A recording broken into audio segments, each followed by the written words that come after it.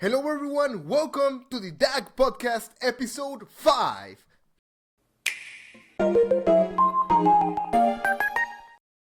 Today, I am joined with a very close friend of mine, JSProductions. JS, please introduce yourself. Hello everyone, I am JS. I have been a longtime friend of DAGG since literally the Nintendo, literally 2018 Nintendo Switch era, or a little bit before that. Ever since the Nintendo Switch era, pretty much. Yep, pretty much. But yeah, I am JS. I am a content creator on, movies, TV shows, and of course, video games. And yeah, just a big fan of different types of stuff, and especially what we're going to be talking about today, which I'm very, very excited for. Exactly. And for anyone wondering, you already read the title. Today we're going to talk about the Five Nights at Freddy's 2 movie. JS has been a long-time fan of Five Nights at Freddy's. I have been a long-time fan of Five Nights at Freddy's as well. In fact, let's start with this little segment. Let's tell our story about FNAF, how we came to love FNAF. Personally, I've been a fan since 2014. I always loved to watch Smosh, like Smosh games and stuff like that, the Smosh skits. And I started loving FNAF thanks to the FNAF 1 gameplay over at Smosh Games. So that's how I started to love FNAF. I was really scared at the beginning to play FNAF. I usually just watched without audio. I used to watch the gameplays without audio of Five Nights at Freddy's 1, 2, and 3. And when they released 3, that's when I decided to play Five Nights at Freddy's for the first time on my own, on my old iPod Touch. Mm-hmm. And it was Five Nights at Freddy's 1. And I used to play it without audio. I think many of kids can identify themselves with that. And I remember having a similar experience to MatPat, as on the first day I got it, I think I played it for it was my third run of Five Nights at Freddy's 1 ever since I died. And I got Golden Freddy on my third run. So that was crazy. How did you start playing FNAF? Well, so it was November of 2014, and we just came home from our cousin's house. We were visiting, and we came home, and all of a sudden I just saw my brother just talking about, Five Nights at Freddy's. And he and we watched some gameplays on it, mostly Markiplier at the time, which is how I discovered Mark. And yeah, since then I've been pretty into the franchise, but it wasn't until FNAF 3 that I really, really started to get into the story of everything going on, and actually theorizing about what's going on, especially what Spring Bonnie would be at the time, because everyone thought, I remember, it would be Golden Bonnie, which that's definitely a fun little core memory. And then of course, following with FNAF 4, that was, pretty fun to theorize and look at and all the the FNAF teaser. 4 era as well. Oh my gosh, yeah. My God, being scared, the teasers. For me personally, it is still the scariest FNAF game to ever exist. Yeah, 100%. 100%. Especially since that whole gameplay, it's you really have to listen to everything that's going on. And yeah, whenever it have you gets beaten FNAF 4? I actually have. Wow. For the first time last year, yeah. Okay. It did take a bit, because, it is the scariest game of the franchise, but I've made the decision. It's okay, I need to beat this game. I at least need to try. And the farthest I've ever gone to was beating Nightmare Mode and seeing the Easter egg or whatever it was, the cutscene with the box. And I'm oh my gosh, this is one of the coolest things I got to experience. I haven't tried 420 just yet. It's hard. Oh yeah. I haven't tried it. I haven't even gotten past night 3. Oh, that's fair. That's completely fair, especially with Foxy and stuff. Oh my gosh. Yeah, it gets crazy. It gets crazy. Yeah. And then FNAF 4 following that. Of course, following a little bit of Sister Location, but it wasn't, I think, until after like the FNAF World era that I was starting to kind of lose interest in the franchise. But it wasn't until 2019 was pretty much what kicked my interest back into the franchise again, because that was the start of my very well. I of course had in the past JS does Nintendo. Wow, that's crazy to think about now. But it wasn't until this specific channel that I have right now that kickstarted everything, and it was literally before Help Wanted 1. I'm pretty sure it was like somewhere around there. But yeah, it wasn't until that game that I've really, really started to get back into the franchise, and since then, I've been following ever since. Nice. Actually, friendly reminder, everyone, if you're watching this on YouTube, you can find JS channel on the description down below. Great friend. Actually, funny that you bring Hope Wanted back, because I actually lost interest when Sister Location came out. Okay, I stopped watching gameplays when Sister Location came out. And then I didn't even know Pizzeria Simulator came out. I didn't care about FNAF World. It wasn't until, I believe, was it Halloween 2019 or Halloween 2020? I'm not exactly sure, but that's when I did a live stream playing Five Nights at Freddy's Help Wanted, because I thought, hey, why not? I mean, it's a fun game.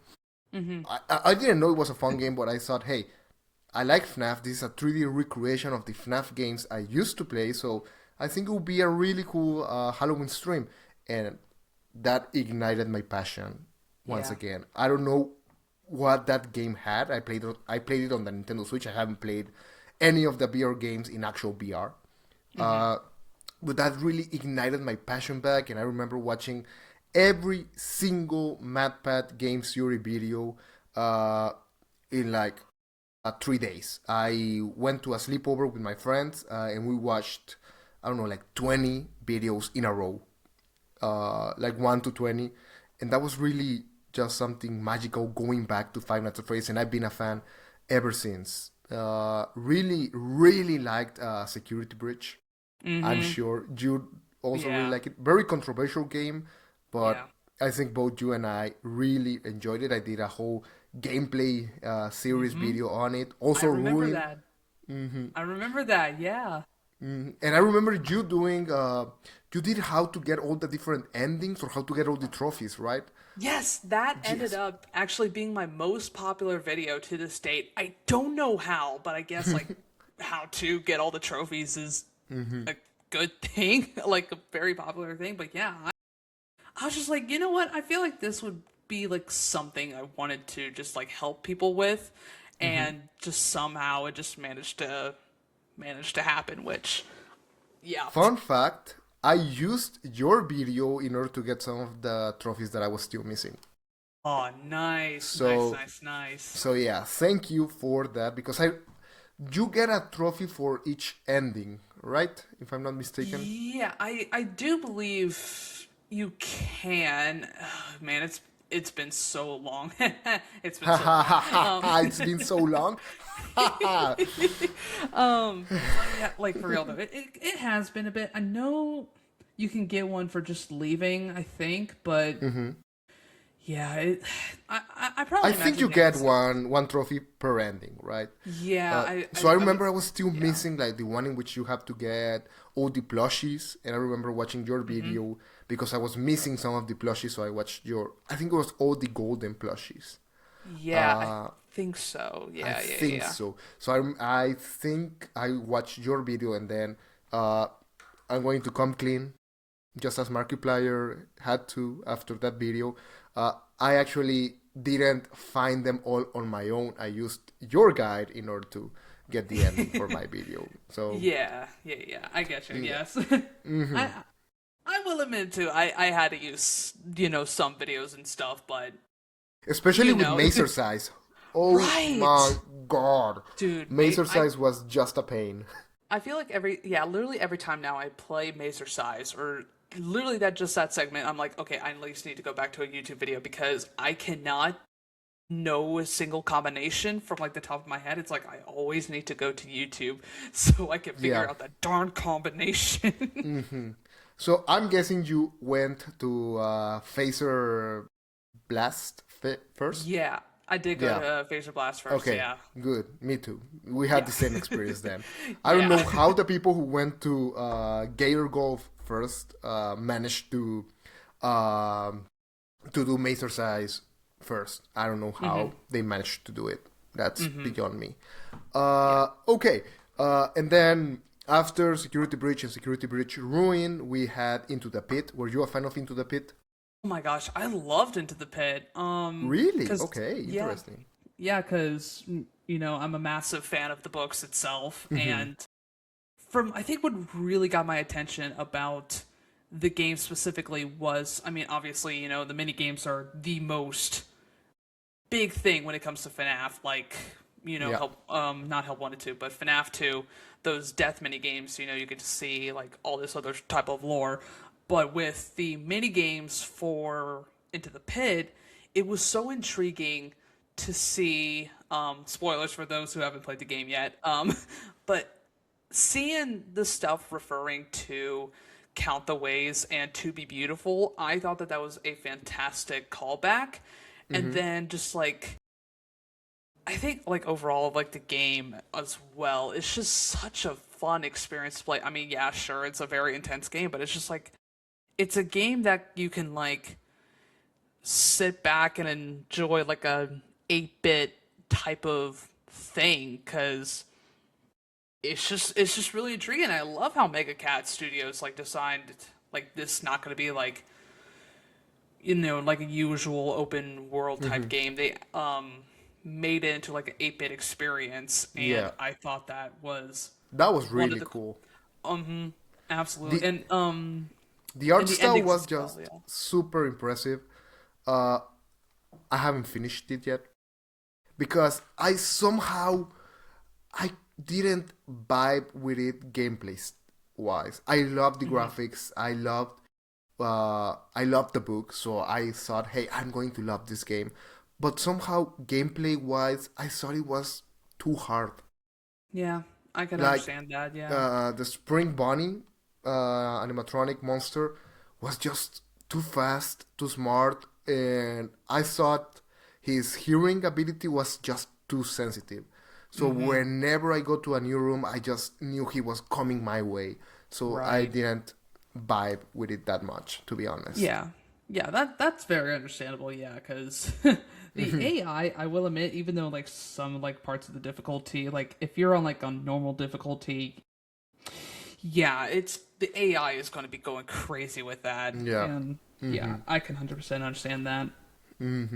And then after that, we got Hope Wanted 2. I haven't played Hope Wanted 2. I own it, haven't played it, but I've It's seen so good. Markiplier and I know it's fun and it's good.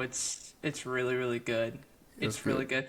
Honestly, it's easy just to grind it in a day, but once you get to like the story points and seeing like oh my gosh like all these endings, oh it makes the experience so good. It makes it really good.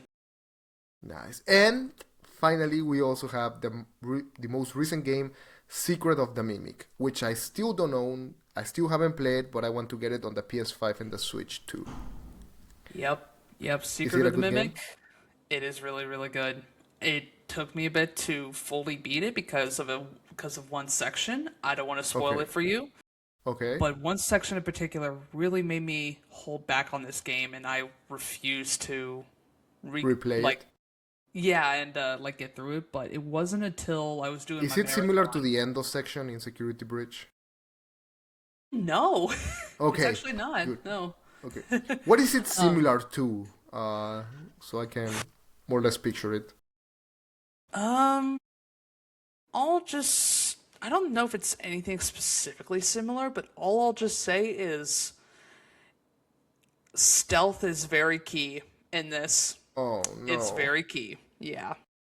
No. Yep. my my weakness. Oh, damn. Ah, I hate that. Okay. Well, Yeah. that's our story with FNAF. Clearly, you played all the games. I'm still missing a few of the most recent ones, but I'm going to get to them eventually. Which is your favorite FNAF game? It's a lot. It's a lot. It's a long Yeah. list. It really, really is. If you want, I can start. I can start. Yeah, go ahead. Honestly, I cannot decide because I have three favorites. Okay. Uh, the first one is the first one, the OG, the original. I think it has that, well, not the creepiest atmosphere that goes to FNAF 4, but I don't know. It's the OG. I have this sentimental attachment to it. Just the vibes were perfect. I don't know, the culture behind it, the hype behind it, the massive 2014 rise of Five Nights at Freddy's, seeing that office, it's just something very linked to my childhood. So I have a very soft spot for the first one. Then I have Hope Wanted, which is the one that brought my love to FNAF back, and it also has FNAF 1.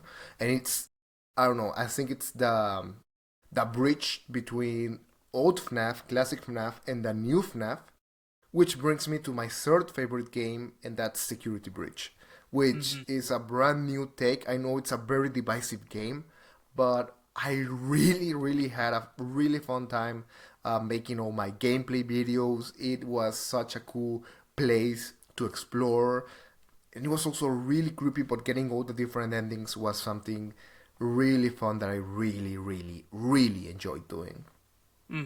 Yeah, absolutely, absolutely, yeah. I will say right off the bat, I'm gonna say my least favorite right away. My least favorite is Pizzeria Simulator. I try Yeah, so hard to get into that game. I try so hard, but man, oh man, it is frustrating to yeah, the core. It is, yeah. oh man, I just, yeah, no. You have no cameras. So I really enjoyed the camera system, but in here, I really do not understand the ventilation system. I don't know how that works. Yeah, like It's that's confusing. one of the yeah, I agree. Yeah, it's like one of the things that's just like, how in the world am I supposed to keep these animatronics at bay? Like, where am I supposed to keep them? How am I supposed to do all these tasks and just keep them there? Because like, if I'm trying to go for the true ending in this game, which I'm pretty sure is the office burning ending, then Yep. yeah, that's the most part of the game. But I will Yeah. say, I'm just gonna go ahead and just list my favorite games. Obviously FNAF 1, nostalgic wise, really, Of really good. course. Getting beating 420 mode is very satisfying. Love that. FNAF 2 is pretty good. Yeah. I do like Chaotic, FNAF and once 2. you get the system of camera, wind the box, then put the mask on as soon as you exit. It for me personally, it's a little boring. Once you get the Yeah. hang of it. Yeah. Yeah. Go on. Yeah. Sorry. No, you're good, you're good. Nowadays I used to dread FNAF 4. Now I absolutely love FNAF 4. I will Course. give an honorable mention to FNAF 3. Love the story, but the gameplay, eh, Yeah. yeah. Yeah. Sister Location, it actually used to be my favorite, but it's just the difficulty of Night 4 that I can't stand. And stuff, but And also playing it, for example, I used to play it on the Nintendo Switch. It has a bunch of issues on the Nintendo Switch. For example, it freezes right before a jump scare in several sections, so it really brings it down. And the touch, well, not the touch, but the controller controls for Night 4 are just bad. They're yeah, bad. It's yeah. tough. I think I've only like played it a little bit on Switch, but not that I can remember most. But um, Help Wanted 1, that's a good one. Love Help Wanted 1. Hmm.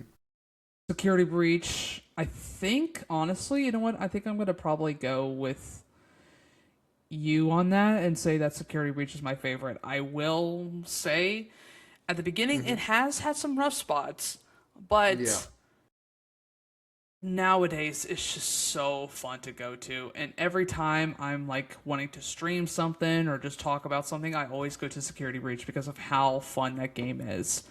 Yes. And it's just so unbelievably good. And I think a new contender with being my favorite is Secret of the Mimic. Love that game. Wow. Okay. Yep. Love Interesting. that game. Yep. That's really interesting. That's good. Yeah. Uh, Yeah. I think both you and I have special bragging rights when it comes to Security Breach because we did the daycare before they made it easier. Before Yeah. they added the I colored wires. So I think both you and I have special bragging rights when it comes to Security Breach because I Yeah. dreaded that part. Holy shit, it took me was like 2 days to beat that part for the first time. yeah, I had to that memorize the entire daycare with the lights on before going in the dark. yeah. I just now thinking about it, it's like nowadays with the daycare, it's so easy to go to because I have a whole speed run route now, Yeah. which I can literally get done in like just a second. But like, yeah, yeah, you're right on that because like I remember whenever we first played Security Breach, that part I just remember that part taking so long to get through. I don't even know how long it took me in total, but all I know is that that episode took me 50 freaking minutes to do, Yeah. and majority of that was the daycare section. But Yeah. yeah, that was something. That was rough. Yes. That was rough. But anyways, this has been a very long intro, but now for the main topic of this podcast, the Five Nights at Freddy's 2 movie. Well, Yes. let's start at the count of three. Let's say our score for the movie from 0 to 10. Are you ready? Okay, I'm ready. 1, 2, 3, 9.5. 9.9 out of 10. Ooh, okay. Okay. I'm very interested in knowing. Okay, just full disclaimer: we're going to talk about spoilers of the movie. If you do not want to get spoiled on the movie, come back later. But what made the movie not be a 10 out of 10? What's that 0.1% that you did not It like? it was how Mike was to Vanessa.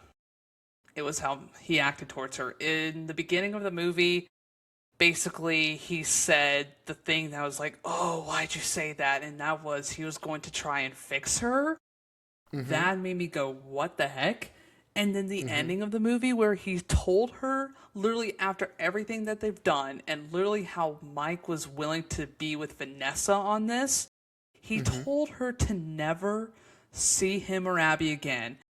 And that made my blood boil. And literally everyone else is in the theaters. Like I Yeah. remember everyone in the theater, everyone was booing about that. And I'm like, oh my, and literally like deeper that I thought about, it's like, yeah, I was not a big fan of that, but I agree. rest of it, I loved it. Yeah, no, I agree with you. I remember hearing in my movie theater when Mike told her to just fuck off. Everyone was like, ¿Qué pedo con ese pinche pendejo? ¿Qué le pasa? Está estúpido. Like, so it was really interesting to see the reactions, and I agree. Like, what the fuck? Like, that was so Yeah. out of character. Like, I understand why, but at the same time, like, that's the only person who's trying to help you out, who understands what Right. you've been through. But we're going to get into the ending and discussing the ending later. I just want to know, for the time being, which is your favorite scene of the movie. Personally, my favorite scene was when we get Michael Afton's introduction and he gives the tour to the ghost hunting crew. Uh, I really liked seeing how they offed all the characters and the reveal of the puppet possessing McKenna's Grace's character. I really liked that scene, especially with how bloody it actually got. That's something we didn't really see in the first movie, but in here we actually got some pretty bloody scenes, which I really liked. Yeah. Yeah, I remember like watching Daco's non-spoiler review, and he said that they literally were pushing the PG-13 limit. Like they were pushing that to the max. Like it could have been rated M. It really could have, Yeah, but easily. Yeah. yeah. So, which is your favorite scene?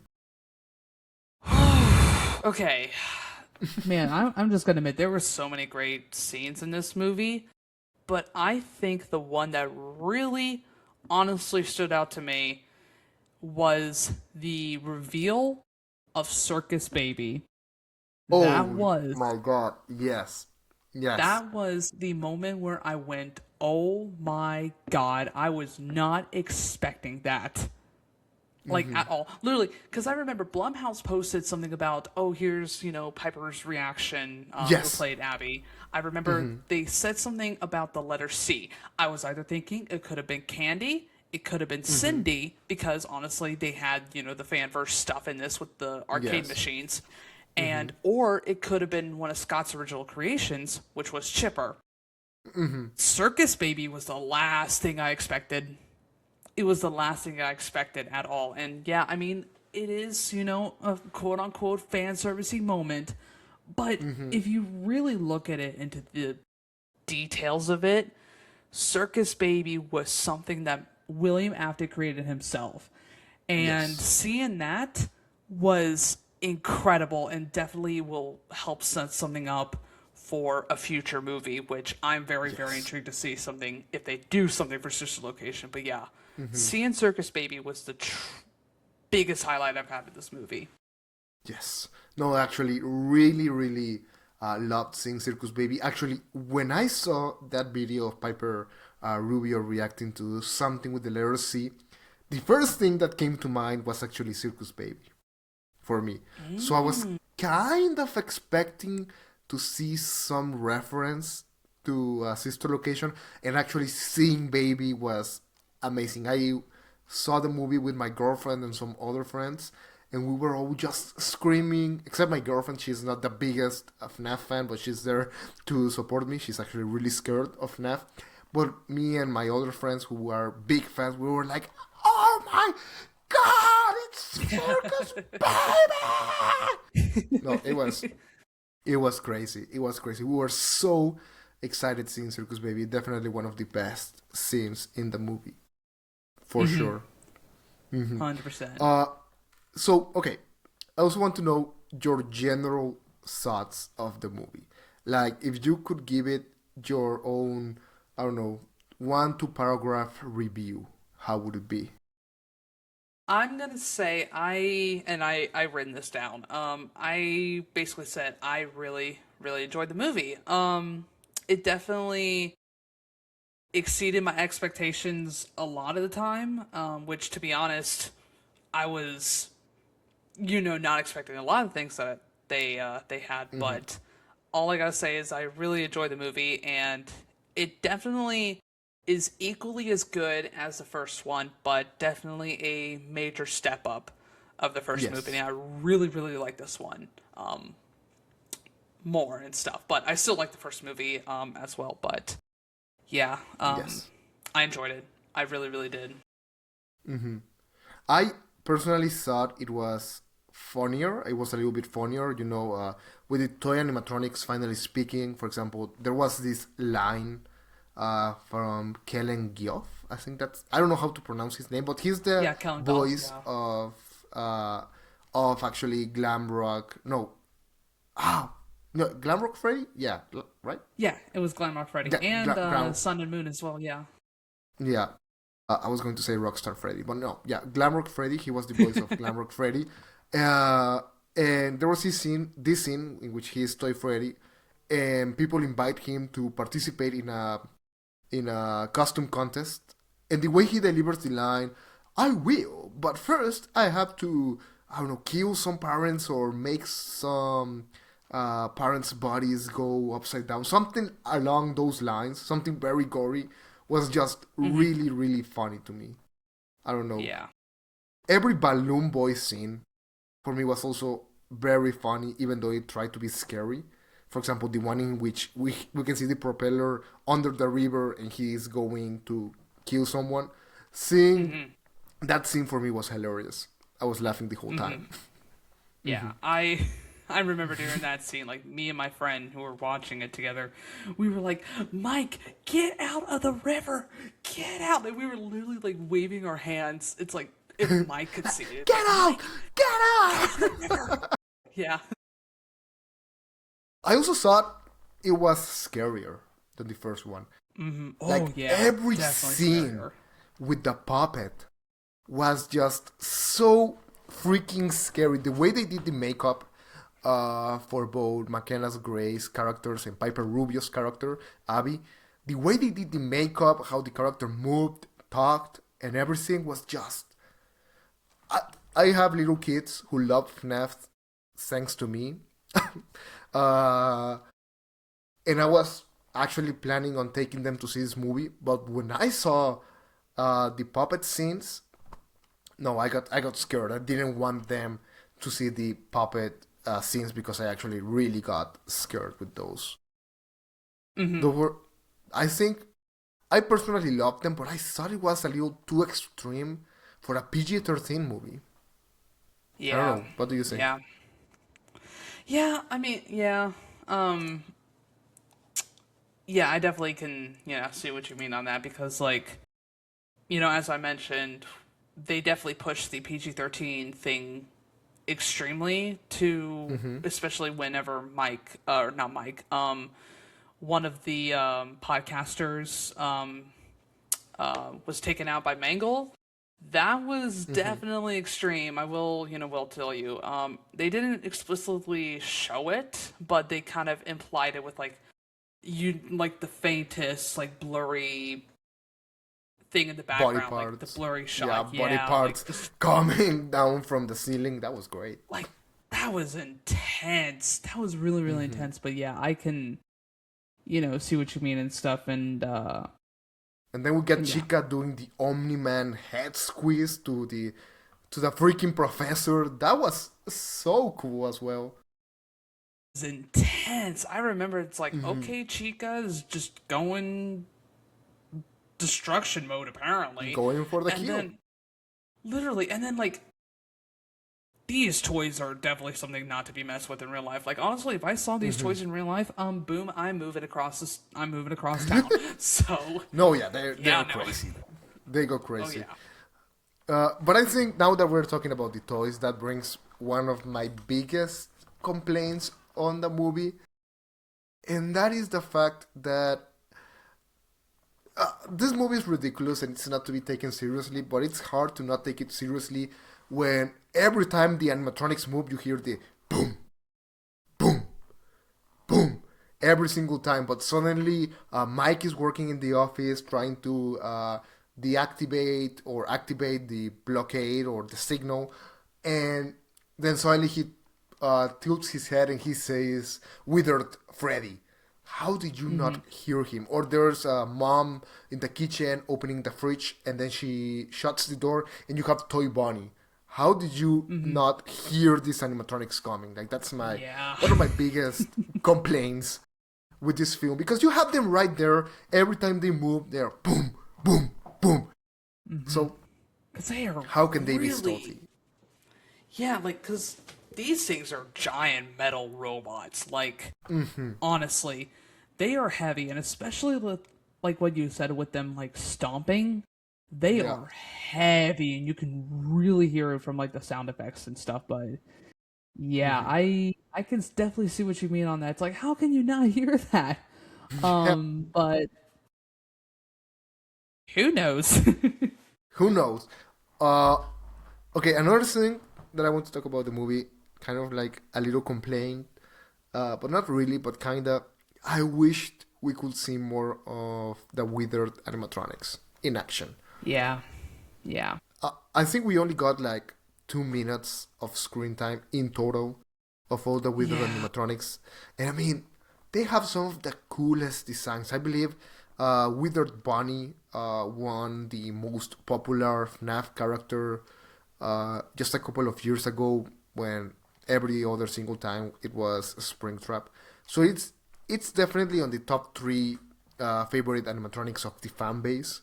So really just having him in one of the bands just for like 5 to 6 seconds and that's it. That was just kind of like a waste. Yeah, I did wish, we got to see more of the withered animatronics, but I will say it was cool on seeing them doing their poses like what they do in the game. Yes, like literally, especially before Mike is, because literally whenever Wither Freddy is reaching out for Mike, that is his exact pose.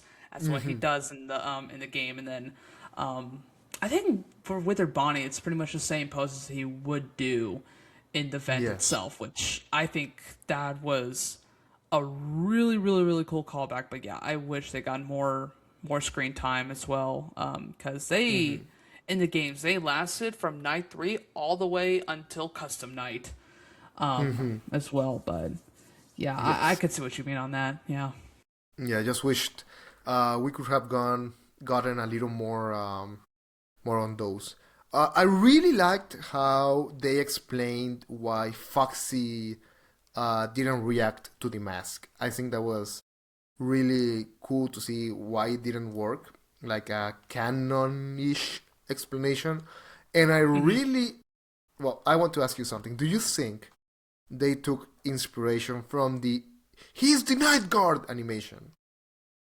I kind of think they did, especially with like him squinting. It's just like, are you really the Nightguard? But yeah, I mean, they I mean, that's what happens in the games, but I don't know. I think they had that animation in mind because that animation really blew up. When like 2 days after the movie came out and most of the fan base saw the movie. Like, oh yeah, literally, that animation is like so freaking big. I don't even know how many views it has on YouTube, but I'm gonna guess it's over the 100 million range. I would even say it has a billion. Huge.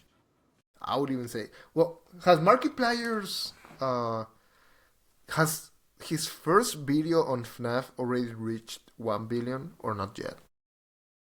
Yeah. Oh, it's almost at 100 million. I just looked it up. It's at 87 million views. Ha ha ha. Wow. 87. 87 million views. That's funny. That's funny. Was that the bite of 87? Was that the bite of 87? No, that's funny. But yeah, I also want to talk about the Easter eggs. We already covered a few of the most popular Easter eggs, like Candy, Baby, and the Nightguard animation, kinda-ish. But there's 2 more Easter eggs that I really want to discuss with you and talk to you. The first one is the Hur Hur oh my meme. gosh. That was my favorite scene in the entire movie because literally on my way to the cinema, I was doing Hur Hur Hur Hur in the car with my girlfriend. And when I got to the cinema with my other friends who are big fans, we were all like Hur Hur Hur Hur Hur Hur Hur, you know, singing, getting excited. When I went to get the cups, I don't know if you can see them on camera. Kinda, I have the Toy Freddy, Toy Chica, Toy Bonnie, and Balloon Boy special Mexican exclusive cups. I also made some reels about it. Yes, I did see that, yeah. I was on my way to the cinema, going to pick them up, singing Hur Hur Hur Hur. So that was just something very special to me because that's my favorite FNAF meme. So seeing it on the big screen, being canon now, I loved it. Yeah. Yeah, I remember when I first heard that, I was like, there is no way they did that. That was the last thing I expected them to do was do the Hur Hur Hur. Like, I was like, what? I just remembered in the cinema just looking at that and hearing them like, they did not. And I was like laughing the whole entire. I don't even remember. Like, I remember we had like a huge audience. I don't know if they reacted to that, but man, oh man, I just remember going, they really did that. But I thought it was funny. I screamed. That was really funny for me. And Yeah. the other Easter egg, which is also one of my favorites, I don't know if you saw it the first time you saw the movie, but for like a brief second, we can see Shadow Bunny in the I office. did see that. I did see that, yeah. I remember in the theater saying, I saw a little bit of that of Shadow Bonnie, and I'm like, that was Shadow Bonnie! And then even my friend who was with me was like, I saw that too. And then I just remember the other people next to me, they were like, wait, what? The Shadow Bonnie was right there? And I'm like, in my mind, I'm like, yeah, he did. But I remember it's like, that was very, very cool to see. Yeah. And a very, very nice callback to the game and stuff. To Shadow Bunny. Was Yeah, to the games. Oh, yeah. People say that you can also see Shadow Freddy at one point. Yeah. I didn't see him I did at hear all. about that. Neither did I. I remember like trying to look at images like post movie, like after I got home and stuff, but it's just like I'm gonna really have to like look and stuff to see if they really, really did put him in there and stuff. But Yeah, I don't think so. I also heard someone say that they put the Bunny mask also in the movie. I didn't see that either. I didn't see that either. No, No. not that I'm aware. But of. I'm glad we are both on the same page when it comes to Shadow Bunny because I remember I got really excited. My friend who was next to me was really excited, and my girlfriend Maite was just like, "What? Like, what?" Yeah. But yeah, that was crazy, and I remember hearing all the FNAF fans like, "Whoa!" and all the normies being confused. That was really funny. And now I want to talk about the ending of the movie. Yeah. Before anything, do you want to say anything before we move to the ending of the movie? I will say, before we get to the ending part, I think it was really cool to see the opening scene back in 1982. I thought that was such a cool scene just to see, Freddy's thriving, what it actually looks like, and not from the training tape that we saw in the first movie. I thought that was like really, really cool to see. And of course, another thing that they added was the return to the beginning song, like the Five Nights at Freddy's 2 theme and the 8-bit intro. Loved when they did that, and I'm not gonna lie to you, I was getting emotional hearing that, and I was getting chills. Me too. I was not expecting that at all, and they somehow did it, and I was like, y'all cooked with this. Yeah, they went crazy. They were, and they actually made the first song better. They added more vocals, more instruments, and a little section that sounds like the Saw theme, right? So I personally love this new version a lot, and it is just very poetic seeing the puppet, or in this case the marionette in this movie, carry Charlie in its arms. I thought that was really beautiful, a really powerful scene. Yeah, and I'm just gonna talk about the puppet for a second as well. Go ahead. Yeah, the whole entire time it was really, really interesting because I know during Ultimate Custom Night there was a thing about Golden Freddy being the vengeful spirit, and I'm like thinking, I think the roles reversed with this one, with Charlotte being the vengeful spirit here. Yes. Because she was very, very angry throughout the whole entire movie. I mean, and aggressive as well. Oh my god, yeah, like, shoot, that was intense. And another thing too that was really, really cool seeing was or not seeing, but the whole entire intro with her running away from Spring Bonnie was so intense. I remember that being so intense, and seeing her fall down and with the wounds on her back, I'm like, oh gosh, man, that was, oh man, that was really good. I heard this theory online. In the games, when Charlie dies, she dies crying and sad and alone in the rain when the puppet comes to her. But in this, and that's why she's That's why it has tears, and that's why the puppet tries to protect everyone in order to protect the other kids from being sad, right? That's kind of the message. But in this movie, the last emotion Charlie had was anger. Mm-hmm. When she does her scream like "Rah!" That was the last emotion she ever felt. So I believe that's why the puppet in this movie is vengeful and aggressive and angry all the time. Mm-hmm. Absolutely, yeah. And one more thing I do want to put out Go before ahead. we talk about the ending is I want to talk about Megan Fox as Toy Chica. Mostly because, oh my god, yeah, she really stole that movie. And of course, shout out to Matt Pat for doing a spectacular job on Toy Bonnie. You couldn't even recognize it was Matt Pat. Right, exactly. And I think I don't know why, but her. I was thinking I was going to hear, "Hey, I'm Toy Bunny, but that's just a theory, a game." I don't know, right? Thanks for watching. Yeah. Thanks for watching. Okay, go ahead. I think that was definitely intended on the filmmakers of making sure his voice was not recognizable, which I thought was clever. Yeah. And of course, we talked about Kellen Golf being Toy Freddy. I thought that was fantastic as He well. was incredible. And then Toy Chica as well, Megan Fox's Toy Chica.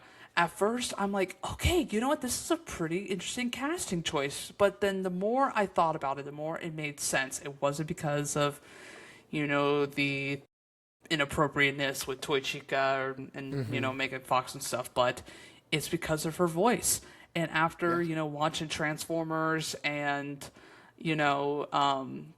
I heard that she's really good in like another horror movie that I think it's a horror movie. I don't know which one it is, but she has like a really like evil high pitched voice, but her voice really does fit Toy Chica, and I think that's why they casted her in the first place. And she did so incredibly well as Toy Chica, and I love what she did. She did a very good job. I agree. Yeah. She did a very good job. We got a lot of Toy Chica in the movie. We did. A little too much. I really want to see more about more of Toy Freddy, Toy Bonnie, more of the Withered, but I'm okay with that. Yeah. It was okay. Absolutely. Yeah. Okay. And now we move to the ending of the movie. Michael Afton. I think it was kind of obvious. It was obvious. The purple shirt, the badge, just... The moment he introduced himself as Michael to the podcasters, like, as soon as he said Michael, I'm like, oh, I know exactly who this is. Yeah. Mm-hmm. Yep. Did he say his name was Michael at the beginning? Yes, he did. That's right, on the phone call. That's right. Oh my god, I just realized that. It wasn't actually Mike from Peter Millark. It was actually... He said his name was Mike. You're so right. Mm-hmm. Oh my god. I didn't put one and one together. You're so right. Yep. Whoa. She was like, oh, you're Michael, right? The old security guard at the other restaurant? He's like, or something like that. And he was like, no, my name is Michael. And I remember hearing that right away, and I'm like, oh, I didn't put one and one together. I thought he was impersonating... Oh my god.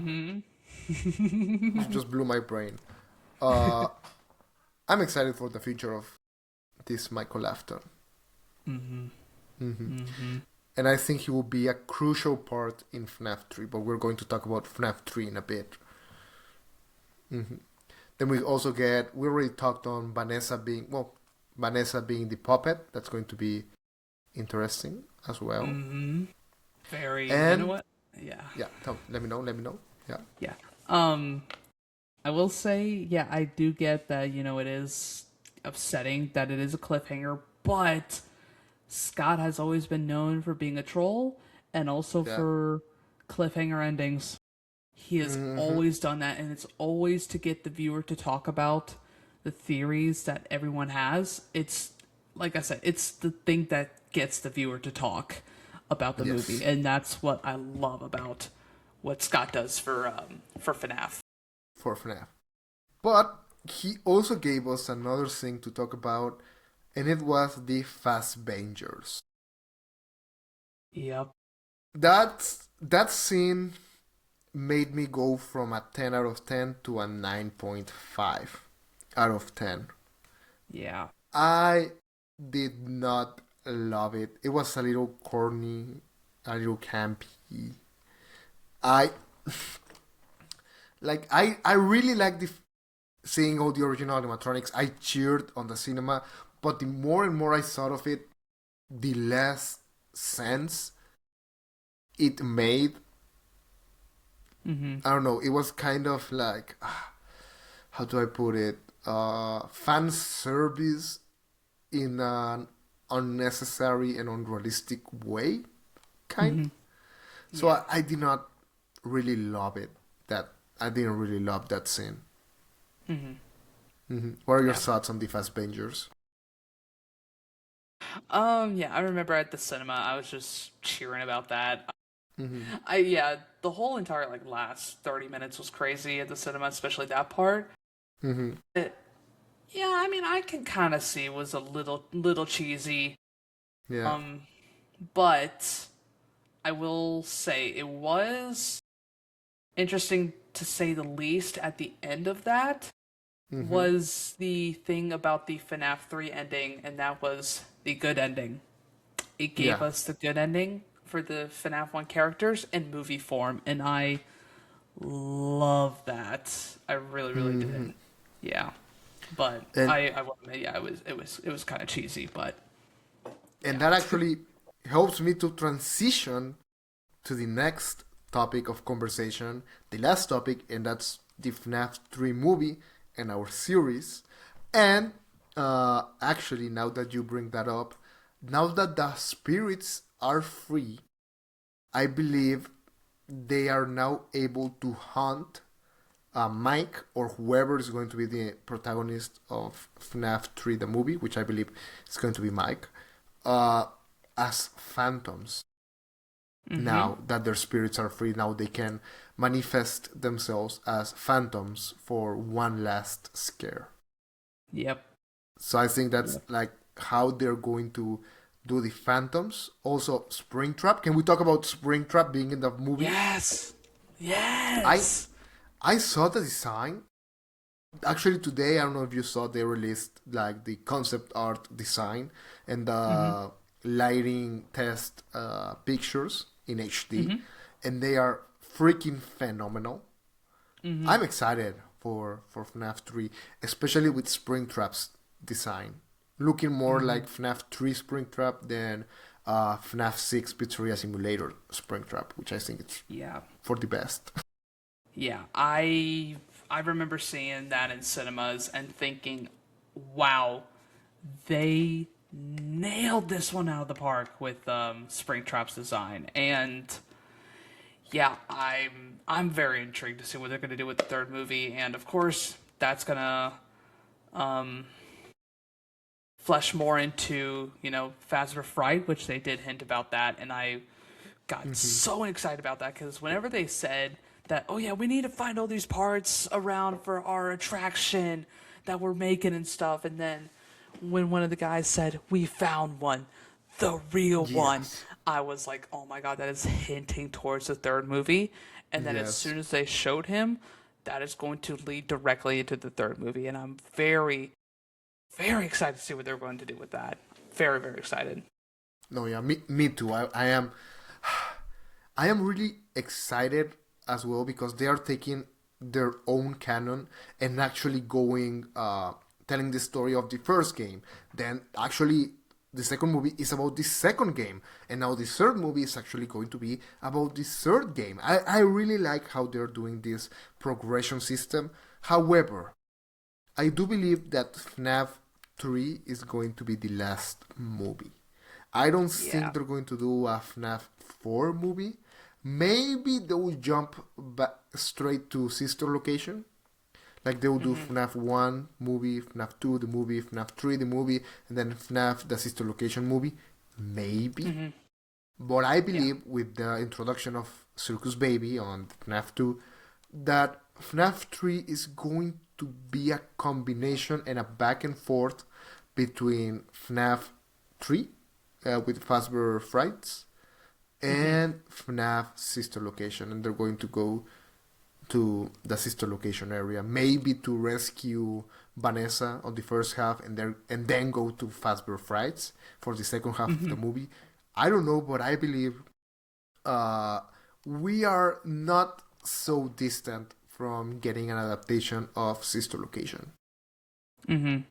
Yeah, That's my theory. I definitely agree with your theory because, I think it'll also depend on how well the FNAF 3 movie does and see if they want to progress with doing more movies. But all I know A is security that, breach movie would be insane. oh my god, if they do a security breach movie, dude, that's gonna go crazy. Especially like the height difference between the glam rocks and Yeah. the kids and Regular. stuff. Dude, I cannot. That's gonna be crazy. But yeah, all I know is that Matthew has signed a 3-picture deal, and I'm pretty sure everyone has. Yes. With the FNAF 3 or with the FNAF movies, and Yes. that's pretty much like all we know. But if we could get like some sort of like side story or something like that, or some way to continue the whole movie series without oversaturating the franchise like for the films, then I think that would Yes. be very, very interesting to see and stuff. But I think definitely from the success of the second movie, 120 million in the box office total international is crazy. I could definitely see a third movie happening, but if we'll see how the third movie does in terms of success, and if it succeeds and we get a new movie or some project, that's going to be Yes. awesome. But Even a mini series like Welcome to Derry, that's doing right now.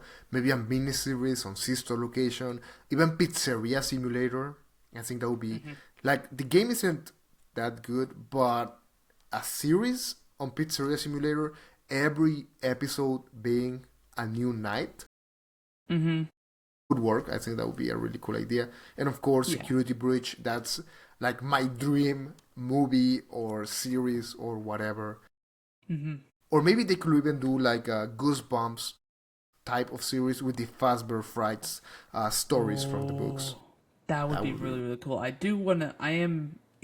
Some of the things in Fazbear Fright is a bit on the dark side in terms of like intensity, but oh Yes. man, that would be crazy if they do like a series from the books and stuff. That would be crazy. For example, I can just imagine myself watching Into the Pit has to go, Fetch has to be in there to be beautiful, Count the Ways, and Lonely Freddy. I'm very excited to see if they ever do a series like this, the Lonely Freddy story. And if they ever do like stuff from Tales from the Pizzaplex, which I know that's not directly, because I know the books are definitely not canon to the games, but if they do something about the Mimic, both from Secret of the Mimic and from the books, I think that would be really, really cool to see on screen. 100%. Yeah. But hey, before ending things off, I think I just want to already predict and have this recorded somewhere. I think we both know how the FNAF 3 movie is going to end. I just want to hear it from you first. So if I had to predict for the FNAF 3 movie, I think, of course, we're going to get Fazbear Fright and all that stuff, but I think we're definitely going to see more of the Aftons. I think this is going to be the Afton story, because we have got a little bit in the first two movies, but I feel like this is going to be the definitive Afton story, and then a little bit of a mixture of the main story that we got in the present time in the movies. Yeah. Because I think that's going to be the general idea of the movie, but I believe the story is going to end with a very intense fight against Springtrap. Vanessa is going to sacrifice herself as Mike lights up the place, starts running away, and you can start hearing, "I really hate you, stop getting in my way." Oh my gosh, yes, they are going to play Dot. Yeah, if they had played It's Been So Long, which that was awesome that they included, and I knew they were going to do that. If they Yes. had played It's Been So Long, and of course the Five Nights at Freddy's song, they are definitely going to be adding Die in a Fire. Yes. 100%. I believe that's going to be the end of the movie. Mike running out of the pizzeria with Michael, Springtrap, and Vanessa, the Afton family, finally being able to rest. Uh, as Mike is carrying Abby out of the pizzeria and all the animatronics are burning down in the Fazbear Frights attraction. Yeah. I think that would be the perfect ending, and hopefully it is. Okay. Something that just came to mind. Do you remember the friend Abby has in this film? Yeah. That The one little boy, kid? I'm pretty sure. Yeah. Yeah. I heard a theory. Well, not a theory, but mostly like a rumor. Well, not a rumor. Like a wish. Someone wished that maybe they could take that kid and make him the protagonist of a Finance Afraid Security Breach movie or the series that I just told you about that could work, inspired by Goosebumps, and make that be Gregory. That would be interesting. That That would would be be interesting. very interesting, yeah. But anyways, that's all of the topics I had for today. We literally covered everything. That's insane. And in an hour. Wow. Is there anything else you want to say before we end the podcast? All I gotta say, I enjoyed the FNAF 2 movie, and I cannot wait to see what they do for the third one. They cooked. Me too. They really did cook. They really did cook, and everyone be ready because we're also going to be releasing a FNAF 3 movie podcast whenever that comes out. Because of course it's FNAF. JS, where can we find you? You guys can follow me on YouTube at JSProductions, on YouTube, and for the it's at JSProductions02.